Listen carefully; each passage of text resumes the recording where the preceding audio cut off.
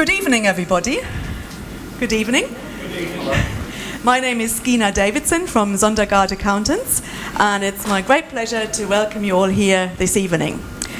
We are very lucky in that we have Grant Abbott, all the way from the East Coast here, for the WA launch of his book, The Guru's Guide to Self-Managed Super Funds. Grant has been the Australian SMSF guru in Australia here for longer than he probably cares to admit, and so we are delighted to have him here tonight. After his presentation, I will give you a few strategies on SMSFs, and then I hand back to Grant, who will interview Warren Murphy on the WA solar bond, and then we finish by chart summarizing it all for us. So without any further ado, Grant Abbott. Thank you.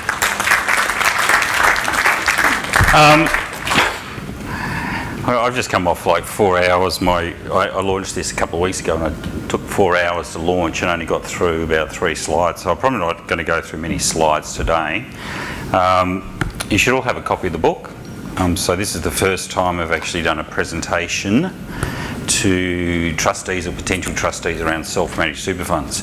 It took me a year I sold my business. Some of you, how many people have seen me talk before? Okay, so if you haven't seen me talk before, I'm pretty good. I've done 1,500 presentations on self-managed super funds. I've written 4 books. This is my 5th, but by far and away this is the best one I've done. And the reason I say that is the other ones were professional advisors. This is ones that are mainly, you'll see right at the start, the first few chapters, how many people have had a self-managed super fund for more than 10 years? Okay, so we've got a few. I've had one for 20 years now. In fact, I've had about 6 or 7 of them, gone in and out of various funds. How many people don't have a self-managed super fund? Okay, well, you guys need to read probably the first 3 or 4 chapters. And you'll start to understand that there's a really good chapter in there, a part in the chapter on how much you need to set up a self-managed super fund. So if you're 70 years of age and you've got like $300,000 in super, it's probably not a good time to set up a self-managed super fund. But if you're 30 and you've got $60,000 or $70,000, it's a great time to set up a self-managed superannuation fund. But you need to understand, once you're in these, you're in it for how long? For as long as you live. And I think that that's absolutely crucial. Once you choose this, you don't go back. You can't go back, because you've made the conscious choice to take control of your financial destiny. And I don't mean to try to lay on Tony Robbins or anything for you, but the number of people I've seen make a decision around a self-managed super fund and ultimately become a self-managed superannuation fund millionaire is unbelievable. Self-managed super funds aren't an investment. So what happens is you become a trustee of the fund, and then what do? You invest the money, you make your choices. Sometimes it's good, sometimes it's bad. You know, sometimes there's consistency, or you look for secure investments. Where we are at the cycle at the moment, I'm not sure about you, but I've been around a long time, and what goes up, what happens? Comes down. It depends if it's a risky asset. On the other hand, you can have some consistent assets, but if you have a look at go back to 2008 and have a look at the US stock market, that dropped down to around about 6,000 or 7,000 points, and now it's up around what? Was it 26,000 points? And to me, that is probably the highest in terms of valuations it's been. The only other times it's been higher than that was in 2000 with the dot-com. It's in fact surpassed with obviously the Black Friday crash in 87 and also 1929. So if it comes down, it'll come down pretty quickly. And the reason for that, my understanding, look, I'm not an investment guru, but I know certainly over the US in the last 10 or 15 years, exchange traded funds, I don't know, has everyone heard of those, or ETFs? ETFs are where we all pile our money in, it all goes in the stock market and everyone goes up. So everyone's into these, and the thing about that is no one's making any active decisions to pull money out of the market. Everyone's just jumping in, and so if the market keeps on going up and everyone keeps on jumping in, what happens to it? It just, it's like a wave, it goes up a tsunami. But then what happens if the market turns and everyone's trying to pull the money out? It will drop as quickly as possible. But that's not the point of this book.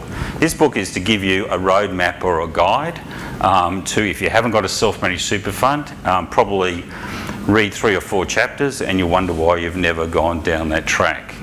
In fact, for those of you who've already got one, you'll find that there's a lot of strategies in there that you really need to start looking at. A lot of them are tax-based strategies. I can't give you any sound advice on what is a great investment over a period of time. But the one thing I can give you, and look, has stood for millions of years or as long as we've had money, is the magic of compounding. And well, I think everyone heard of that, so the magic of compounding. Now, if you go into a self-managed super fund and you're like my parents, Dad's 85 now in a home, so he's starting to get dementia, which means he can't be a trustee of the fund anymore. Mum's 83. They've been in their own fund from the start, and it started in 1994. For them, the highest their fund ever got to was about 1.3 million. And Dad was lucky, he was in the bull run, invested in boring old bank stocks. He was very lucky though, he got one stock called Computershare, rode it from $13,000 to $900,000. And when he sold it, he was in the pension side of the fund. So on the pension side of the fund, there's no tax. Now, does everyone understand that one? So if he took the same investments, exactly the same $13,000 and put it outside of the fund, then he'd be up for capital gains tax, quite a significant amount. Does everyone follow that one? But he had it inside his fund and paid no tax. And that no tax has meant that Mum and Dad, really all their retirement, they've paid what? No tax. Does everyone follow that one? If I invest inside my fund, I'm over age 60, I can retire, and when I take money out of there, there's no tax. Now, I feel sorry for people who haven't set themselves up, because it's just a structure. Remember, who controls it? We do. So all it is the government said, well, if you go inside this, then basically you don't have to pay tax. They're in a strange position too, not so much now because Mum's taking control, and I'll talk a little bit about that. But because they were in banking stocks, they were over age 60, and you can see up on the fund, there's a bit of up on the board. Essentially, we've got the basics. You'll see this is what we call an accumulation account, and I call it a pre-retirement accumulation account, which is basically where a lot of us are before we retire. Once we turn age 60, we close that down, and generally we move over into the pension stage. But once we go there, you can see tax of 15% on income, 10% on capital gains, but no tax on the pension. So Dad was age 62. Still in here, big capital gain. So what do you think he did? He moved over there, sold it, and there was no tax. Does everyone follow that one? So there's no magic there. It's all inside one vehicle where he was the trustee. So it was quite easy to mitigate or get rid of that tax. But he went through and he got the other one, which I love, and this is the magic, is that in pension, you need to have a good, solid retirement income stream. So the one I do, I'm the chairman of the SMSF Members Association. We have interviewed or surveyed a lot of our members. I find for people over age 60, if I asked you, or even over age 55, what's the most important thing in your life, generally 3 things come back, and in no certain order. One of the most important is health. Would everyone agree with that one? So, like, I had a bit of a health scare last year, just through stress. I mean, does everyone believe that stress can create health problems? Absolutely. So it manifests, and I had a bit of an issue, but I'm okay now. Second one is family. Family is a big issue, particularly as we get older. My girlfriend Ash here is at the back, and she just got a message from her mum to call her dad because she had forgotten to call him on his birthday. But that's just the way that things go. And my mum is always thinking about her family. I don't know what it is, it's always is the case. And you'll find that when we come round, if you've got a self-managed super fund, if you have got family, if you've already because I know you've seen me for a time, make sure you at least read that last chapter on estate planning. because in a self-managed super fund, your will does not look after your SMSF, doesn't look after the stuff inside your self-managed. So we want to do what we call an SMSF will, something that is for our family, and that's fairly important. The third one is probably the most important, and I can see this with my mum, and this is where worry and concern happens, is to have a secure retirement income stream for as long as you live. Would that be right? Because there's nothing worse than retiring and halfway through running out of money, because I can see what has happened, just to give my story, and you'll actually read my story about my mum and dad sitting in here anyway, so I try to use them as a typical example. Dad had done very well in the market, loved the stock market, made his investments, so on and so forth, didn't pay tax.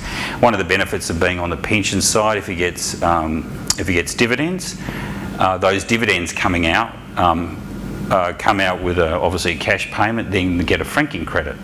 And a franking credit is just simply like, if I've got $70 of dividends and it's fully franked, what will happen is that my assessable income, for tax purposes, I have to add that franking credit back onto the $70 cash I get. Is everyone with me on that one?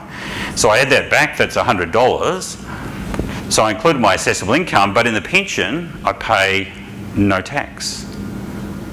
But that $30 I get as a tax refund. So you want to follow that one? It's such a strange system. I'm glad you guys are nodding your head, because it's like, oh yeah, I understand now. What's he talking about? It's a load of crap. Everyone knows that. I talk overseas on self-managed super funds. Do you know how hard it is to explain to people in England, or in fact I was just over the US, that in Australia we've got our own super fund, and I call it, over there they call it a 401k plan, which is much like an industry or retail fund. But here I have to make things really dumb. First off, because they're Americans, sorry to speak for that, but they don't understand, so I have to say, look, we have our family 401k plans. So we can have up to 4 members of our family in here. And you can choose what you'd like to invest in. If you have a look at my parents' family super fund, Dad and Mum are in cash, and I'll get to that story. But both my brothers have invested in startups. In fact, my brother invested in one that he then worked in. So he had his business, and then it was bought out by a publicly listed company, and he took those shares that he got for his business and he put it in his self-managed super fund. So virtually he started off with nothing. Do you know what I mean? And the business only been going for 2 years, had a good idea, the publicly listed company came and took it, is now worth $800,000 in the space of 2 years. This is someone who was pretty destitute. Now he's got $800,000. What's the best thing to do? Best advice there for him? Sell them. Do you mean, if you think the market's going to go down, if anything goes from virtually next to nothing to $800,000 in 2 years, if it goes up that high that quickly, what do you think? Do you know what I mean? It's going to go down. So anyway, but he's got his own specific investments. My brother's got his own, so that's their family super fund. You'll hear about that in here. But one of the things about the secure income stream is Dad had to go in a home.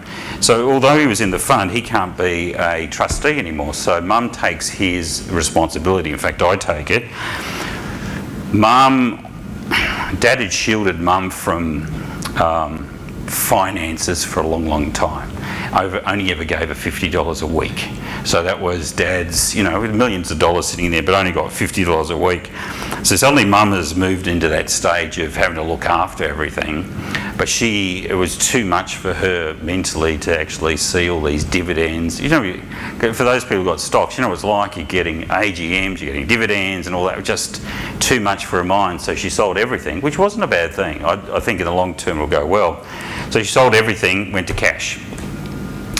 Problem is Dad's in a home, and I'm not sure if any of you have got parents or so in aged care. It's not cheap.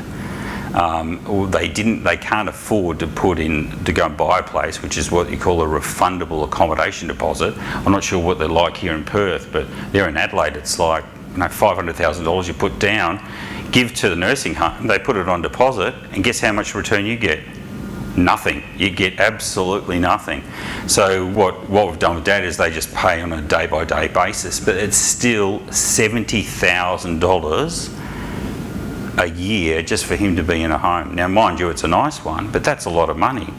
And if you start to think, mum's, she's renovating, she's got the cash, so she's renovating here, giving, a bit here and there. So they need around about $110,000, $120,000 between the two of them at the moment. And I've tried to tell mum, you've got to go on a bit of you've got to tighten your purse strings, but that doesn't necessarily work. Love her to death. Don't argue with her anyway. She's ex-German, so it comes from a German line, so I'll just keep my mind to myself. But if you start with that and you've got a very conservative view of the world and you need a good income stream, her typical one would be going to an ANZ Bank term deposit. What rate do you think she's getting on that? 2.3, yeah. If she's lucky. If she's really happy once, she came and said, I got 2.5% for 6 months. And it's like, oh my God. Does everyone understand that? Like if you've got $1 million, you're pulling out 110, you're getting 2.5%, you're out around about $80,000. And what happens? Can you see your security in retirement starts to go down and down and down? So that then comes the point, at some point, we are now planning when is the time for her to sell her home. Has everyone got that one? You have to, because there is no, when you run out of money in your fund, even though you can put some back in with the homeowner's stuff, she's going to have to sell her home. Is that going to be in a year, or is it going to be in a year and a half? And if there's a problem in the marketplace, what happens if she can't sell a home? Because at the moment she can get $900,000 in, because we live in Adelaide, she can get for that. But what happens if there's a market correction, like everyone's saying? She's going to get $400,000 to $500,000. Does everyone see where I'm getting there? And what happens if, because mum's 83, but she's really healthy, what happens if she lives to 95 and then she has to go into a home? And then, of course, that puts it on to the next generation, which is me, which I don't mind that. But does everyone understand what I mean? Is that security in retirement is really important, because if you don't have that security, your mind is always thinking about what? What do you think mum's mind is? When will I have to leave my home that I've been there for the last 30 years? And dad's got dementia, so he doesn't know what home he's in anyway. So, but mum, it's a big thing, and so we need to sit down and plan for that one. So have a look at that, security of income. There's a lot of strategies in there. So for the younger guys, whoever's in an industry or retail fund, there's a whole lot of strategies in there about how to not pay contributions tax. And it's a fairly simple strategies basically in there. You can use it. For example, there's a commissioner's ruling that I talk about in there, where you could use your super fund to buy a bed and breakfast place, live in it, and then you wouldn't conduct your business in there, but you'd have the property in there, and then generally your business, like if you look at the Sondergaards guys, they'd set you up in a family trust, so you just have to pay rent. The way it should look, if you're looking at your family super fund, it should be part of what I call your family wealth creation. So you might have a family trust, you have your family superannuation fund, so on and so forth. If you do well, and one of the best things is, if you have cash when the market turns to dust, that is the best time to actually buy. Would everyone agree with that one? When the market, everyone's got fear. I think it was the Rothschilds, and look, they've done pretty well. When there's blood in the streets, that's the time to buy. And look, I know way back in, I think 2008, I was lucky to have a line of credit. And I was in Sydney, just came back from overseas, and there was a 3-bedroom apartment in Potts Point, which in fact has gone amazingly well. And it had just been passed in for $1.28 million. And this was right in the midst of all the financial crisis, $1.28 million. And what happened at that point in time, I just said ridiculously, I said to the real estate agent, well, I'll offer $950. And the funny thing enough is that 10 minutes, he laughed at me, said, I can't do it. I said, take it to your client. Now the client, interestingly, had her children in the apartment, which means how much rent was she getting? Nothing. She was over in Fiji So she was desperate because when you're looking in those Pacific Islands, the whole all money just shuts down. So she needed the cash. So she came back 10 minutes later and said, I'll sell for $960,000. And that was sold last year for $1.8 million over a period of time. Now, was I a smart investor? Well, not really. I just happened to buy at the right time of the market. But getting back is I can't tell you, but if I can show you, if you read this book, you can consistently save 5 or 10% of your tax. And I'm talking about a real-time tax. We're actually looking, if you look at your tax rates, if you can get 5 or 10% over a consistent period of return, your compounding will start to really take off. Read the book, because the things that you can do inside a self-managed super fund, you guys have got no idea what is possible. As I said, you can do bed and breakfast. It should be like my brother, that he had a business, and he's actually, his next venture that he's now working for, he's put the shares in here so that when they've gone up and he sells them, he's unfortunately, in fact, he's still a couple of years off, but when he sells, he's not going to pay 15, he'll pay 10% as a maximum. Whereas if he had those shares outside, he'd have been paying quite a significant amount of tax. And at the end of the day, self-managed super funds are a place where we have control. And that's the reason we're in it. We're in to control our investments, we're in to control our financial destiny.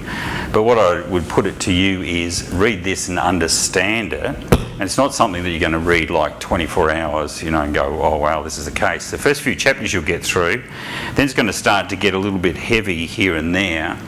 But there's been a big change in the philosophy, so that you probably heard that there was a few changes around pension limits and stuff like that. Anyone who's lucky enough to have more than $1.6 million per person over in their superannuation when they retire, they can only put 1.6 at one stage, although it can grow later into the pension. Then you've got to come back and put any surplus, still stay in your super fund, but it becomes a post-retirement accumulation account, which if you've got that, the purpose of that is to pass on to the next generation. So you want to start to maximise that growth. But all of those strategies are basically sitting in there. And you can start to see the government's there was the old modem or old theorem that your superannuation is supposed to be for retirement purposes, but now they're using it for kids can buy their homes with it. And I'm not talking about this as a new strategy. For us, this is a government strategy. One thing though, if you are in a self-managed super fund, we're very lucky. There's now $700 billion sitting in self-managed superannuation funds. We're not talking millions, 700 billion. There's like 200 billion sitting in cash, earning terrible returns. All the smart money, the largest fund I have seen to date that I did work on, what do you think it was? What do you think the largest fund you think it would be? It's got 2 members in it. What do you think it has got in it? What would you postulate as being a big fund? 550 mil, which is bigger than a lot of industry fund, a lot of aggregation. Tax on that, they're paying maximum tax around about 10% on that. If they try to do that outside, it's crazy. Now, mind you, when they put the asset in, it was only worth 6, but it's grown up over a period of time. Now, when they sell it, obviously they're going to be up for very little tax. So again, we might be lucky, and the smallest fund I've ever seen is around about maybe 60 or 70. If you're down to that level, remember, the idea is not to go in this individually, not when you're young. You might end up later on. The idea is to focus on bringing the family in as best as possible, but don't bring it all in as one proportional, because everyone has different things inside the family. You can actually split in what we call segregated investments between different people. Allow people just to do the different thing, but it's under the family umbrella. Look, it's a book for you. I've spent I have spent probably, I first started talking about self-managed super funds way back in 1993. As I said, I've done 1,500 presentations. This one's actually taken a whole year of my life to build that one. So it's a guide. If you've got any questions, you want to think anything, the idea with self-managed super fund is to think laterally. So it's not the whole idea is not to get bogged down in the detail. I provide a lot of advice to accountants and financial planners and lawyers. And what I do is your role is to simply say, can I do this? Can I do that? You just simply question, can I buy a business in this? Or can I buy my car? For example, if I wanted to buy a car in the super fund, I can. So I could buy a Holden Commodore sitting inside the fund. Well, probably depends, I'm not sure if they make Commodores anymore, but I can buy it and lease it back to myself as long as it's no more than 5% of the assets of my fund. I can borrow and put property inside the superannuation fund if I choose to do that. The main thing is, I always tell advisors, and Gina and Charles from Sondergaard know that, is there's no such thing as no. It's just a way around it. How do we set things up so it's structurally the best? And this, you can see up there, ultimately, if you could be on that pension side for the rest of your life and not pay any tax, then you'd be in a pretty good position. I go overseas, and I can tell you, there's people from Singapore, China, Japan, they're coming to Australia to retire with their money to put it inside a self-managed super fund. Well, why wouldn't you? Why wouldn't you want to come here? You've got the world's best retiree tax haven, where we've got roads and we've got great things, so we don't have to pay any tax. So for them, it's a pretty good position. There's also rules against foreign super funds, but again, all the strategies for what you need to do are basically all sitting in there. Does that make sense? Any questions? I've got a couple of minutes. There's a lot there. It's pretty hard. I haven't really said much. But there's 330 pages there for you. Just read it. You're going to see in there's like little bullets there about strategy. Look out for warning signs and stuff like that. It's not a difficult read. For some of you, I don't know what your careers are, but one of the things that I would say is that long term, if you want a really challenging, the younger guys, if you want a really challenging career, if you're in property, doesn't matter what business you are, if you can get on top of self-managed super funds and know that there's $700 billion there, that's a lot of money. Would everyone agree with that one? By 2021, it's going to go to $1 trillion. Do you know, in terms of the whole world, there's only 2 larger pension schemes in the whole world, and we talk about superannuation. We're self-managed, where we're all doing our own selves, is the Japanese state government pension scheme, which has got $1.2 trillion, the Norwegian one, which has got 850, and then it's us in our self-managed super funds in the world. This is just little Australia. We are the third. And the thing is, we haven't got all those faceless men like the fund managers and the industry funds telling us what to invest in. We have taken control. If I want to go and buy some stocks in your company, can I do that? Absolutely, as long as I build an investment strategy. So if Steve comes to me and says, look, I'm setting up a new company, it's great. Do you know what? If he did, there's now incentives. I'll just play this out as my last strategy. Steve says, I've got a great idea, but I need, $500,000 to get it done. So a few of us get together, he sets up a company, bang, we'll put our money in. You could use crowdfunding if you want. Then what happens in my superannuation fund, if I've got salary and wages, so my brother's at that stage now, he's drawing on his super, but he's salary sacrificing all his money into super. So at the moment, there's no limit on the amount of deduction you can get. So Steve comes to me, I get out of my business, instead of taking $50,000 of salary or bonuses or director's fees, I say, okay, well, I'm going to do that. I'm going to put in my super fund. Has everyone got that one? So I don't pay tax and it goes into my super fund, and then I give it to Steve's business. So I buy $50,000 of his capital. Now what we've done is Steve's worked out, it becomes an early stage innovation company. And there's heaps in Western Australia, there's heaps of them. And what it means is, normally the people in retail industry funds, that $50,000 that would go in, and there's a couple of little tax issues, but have a look in the book around that, they'd take 15% tax out of that $50,000. Inside our self-managed super fund, it goes straight in, 50 goes off to Steve, that's now sitting in my books of the account of the super fund for my benefit, but the 15% tax is offset because I've invested in his early stage innovation company and I get 20% tax offset. So in fact, not only do I not have to pay contributions tax, in fact I've got excess to pay off rental incomes off. And if I sell that stock in the first 10 years, and I'll be on Steve's back all the time to make sure it's either a trade sale or whatever, I don't have to pay any capital gains tax inside that fund. So I follow that one? And that's early stage. It's all sitting in there. But now all of these things are, the thing is, I'm a master, I'm the guru at finding the pearls, and the pearls are sitting in there. Does that make sense? Okay, I'll be around. If you guys want me to autograph the book, happy to do so, so I'll be around afterwards. What I'll do is I'll hand back to Gina. So thank you. Thanks very much, Grant. That's fabulous.